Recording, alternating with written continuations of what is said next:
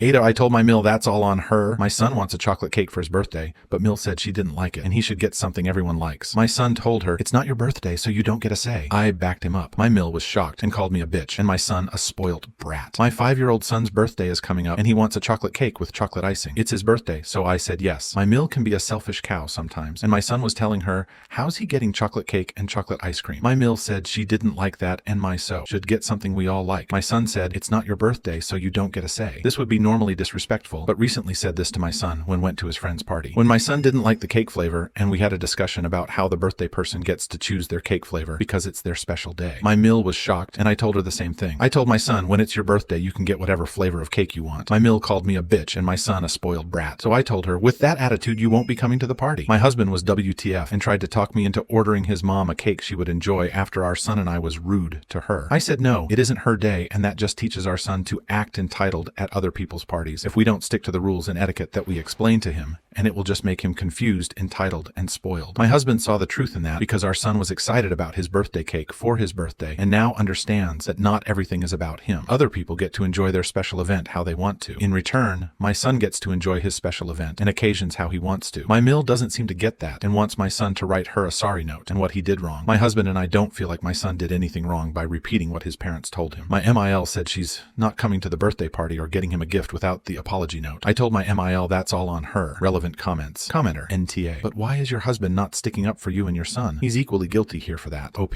My husband didn't know the backstory of why my son said that. He wasn't at his friend's party a few months ago when I took my son aside and talked to him about hating the cake flavor. Commenter, has he since spoken to his mom? Your husband needs to tell his mom that under no circumstances is it okay to call you a bitch or your son a spoiled brag. If he hasn't, he's still an AH in my books. Commenter, NTA. Your Mill's behavior is so entitled and rude that she got called on it by a 5-year-old. That should sting, but it should be a wake-up call that she's incredibly out of pocket. It's not spoiled at all to want to have your birthday cake in your favorite flavor, but it's incredibly spoiled and selfish to tell someone else to change their birthday cake flavor to suit you. There is someone acting like a spoiled brat 5-year-old here, but it's not the actual 5-year-old. And hopefully Mill sticks to her word. You'll have a better time without her and her childish behavior in attendance when you're trying to teach your son how to act with maturity. Personally, I think your son acted well. His statement wasn't rude at all. The rudeness was coming from your Emil, and he simply shut that down and stood up for himself. That's very impressive from a 5-year-old. I had a question about what happens if Thelma starts dating again. Well, so what? She is not my wife anymore. We are not in any sort of committed relationship. She is free to date or not as she desires. As far as me and Thelma getting back together, the answer is no. I will never marry again. Anyone, for any reason. I am burned on the concept and will not bind myself to someone that way. I really don't think I want to be in a committed relationship either. No, I am not bitter. I am happy for the friends and family that I have in marriages and the like, but I cannot bring myself to get in that sort of situation again. At best, I may date casually or have a FWB situation should the opportunity arise. Otherwise, I am solo. Story 3. Wibitia. If my mom went to a homeless shelter. I have been in a very difficult situation with my mother. I recently graduated college and got an amazing job I worked really hard to get because I always wanted to be able to support myself. My whole life she's been absolutely terrible with money. She always impulsively bought useless things. She is mentally ill, and that is probably a big part of why she does this, and also why she didn't work when I was growing up. Ever since I was a child, my dad made me police her on it, but she never listened to me and would say things like, "You're being disrespectful, I can do what I want." It was so traumatizing because I knew they would fight, and it felt like my fault because I couldn't stop her. In early college, they divorced, and she had a decent chance with the alimony. She got to live humbly in a nice small house and work a minimum wage job. She started wasting that money on ridiculous items she didn't need, emptied her retirement account to do cosmetic renovations on her house, bought an expensive car, and other things I begged her not to do. I told her she would end up at my doorstep someday, and I couldn't live with her. I begged her to be responsible for my sake, and she wouldn't listen. She always said things like, "It's part of God's plan for me," or "I'll never end up at your doorstep," to avoid accountability. She lost her house and had to sell to pay off debt and moved far away to be near her brother. Ever since, she's continued to make poor decisions, and she's even pursuing the most useless master's degree possible. I told her to give that degree up, and she was like, "No, that's not fair. You got your degree." Even though she already has a bachelor's, and that's all I have.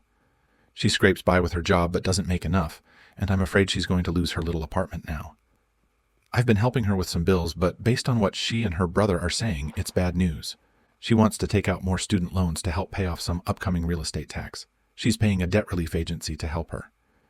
It's so terrible, and she won't listen to me. I know she's going to lose her house at some point, like I've been telling her for years. I'm a super young professional, and I'm going to be renting a room soon with multiple roommates. I don't even have anywhere for her to live. It's probably going to be another year or two before she loses everything. But it's so frustrating. I love her, and she has good intentions, but she's incredibly selfish for refusing to be responsible and think of how God's plan might fail. Her brother wants me to take her in when that happens, and I don't even have a house. I am renting. I also set a firm boundary against that years ago, and it felt like there's nothing I can do to stop it and get her to listen to me. I also want to date people, save money, travel, and have parties like people do in their 20s. And this is another ball and chain. He also has been a bachelor his whole life, has a super cushy job, and lives alone. I know it's not his job to save her either, but to get no sympathy from him feels so unfair. My dad has an I'm out mentality since the divorce. I have absolutely no support. It feels so unfair. Would I be the asshole if I let her go to a homeless shelter if this happened? She won't starve because they'd feed her, and I could send some money. Maybe it'll teach her to truly live within her means and actually listen to her much wiser child. Thank you for sticking around until the end. If you liked our videos, please remember to like, share, and subscribe to keep up with our latest content. Have a wonderful day.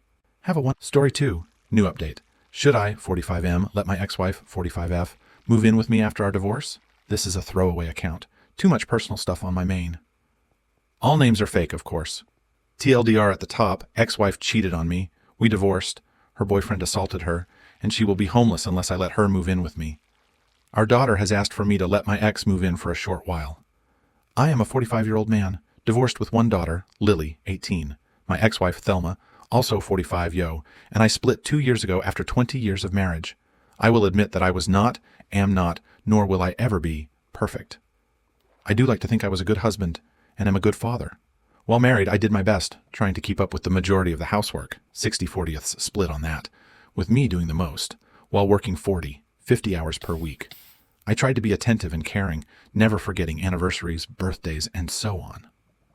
I did let my body go a bit as the years went by, and I admit that I am not the most exciting guy in the world. Still, I listened to my wife and did what I thought she wanted/needed to keep our marriage happy. Thelma seemed happy with me and bragged to her friends, saying I was a good husband.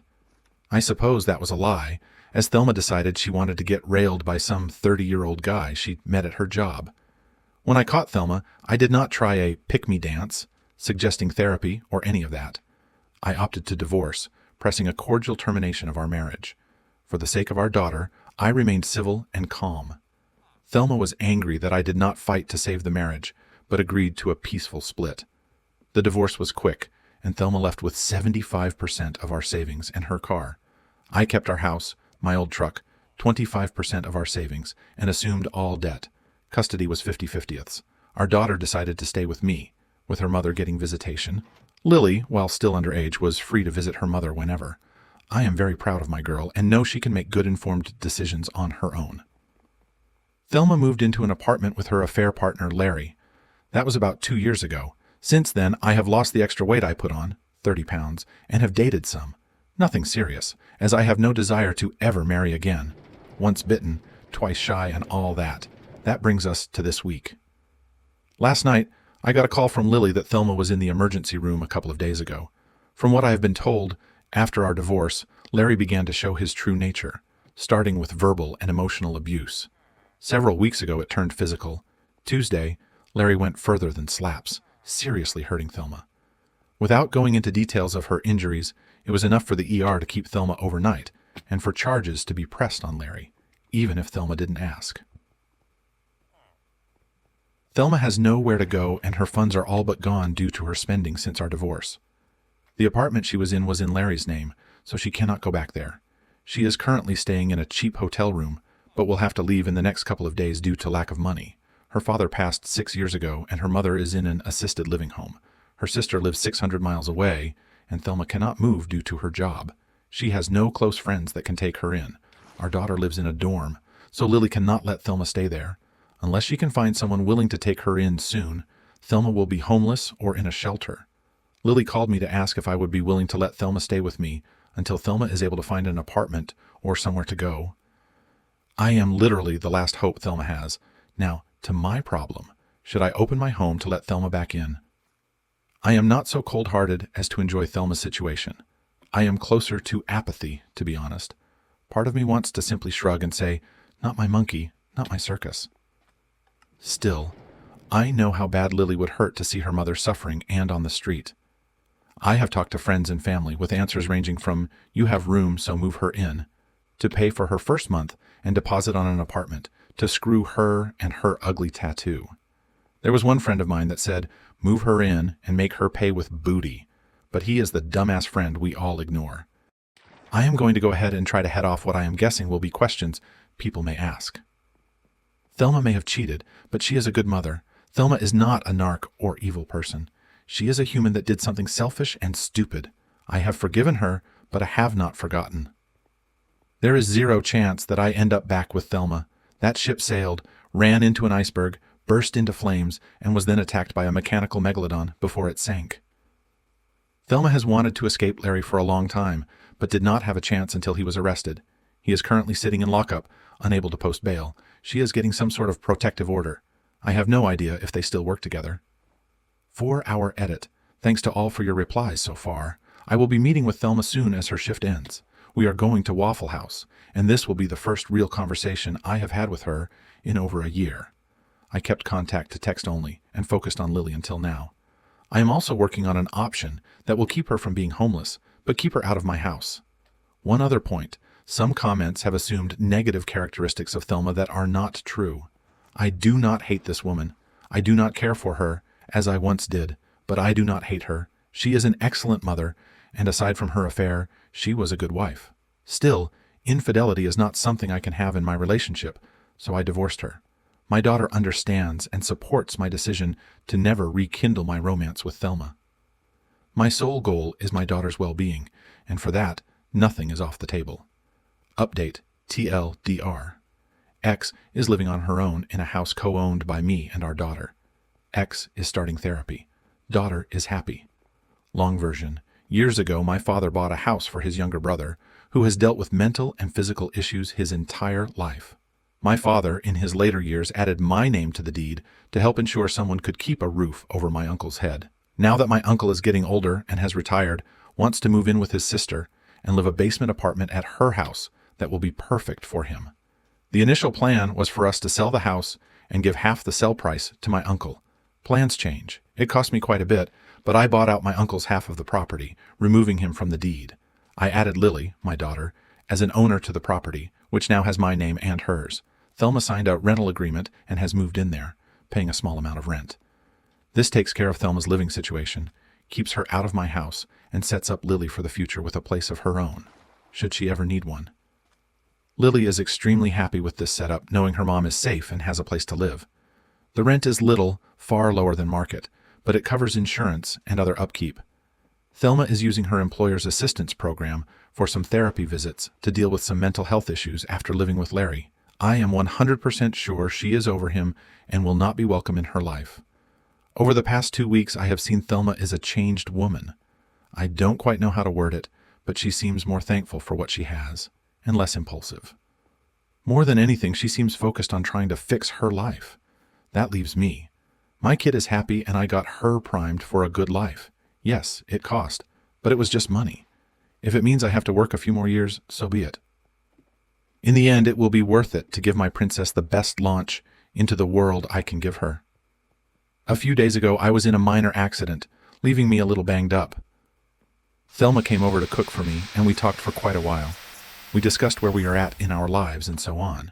She is still a beautiful woman inside and out. I know people are quick to condemn cheaters to be branded with scarlet letters and to be beyond forgiveness. Granted, there are some terrible people out there that revel in infidelity. Thelma is not one of them.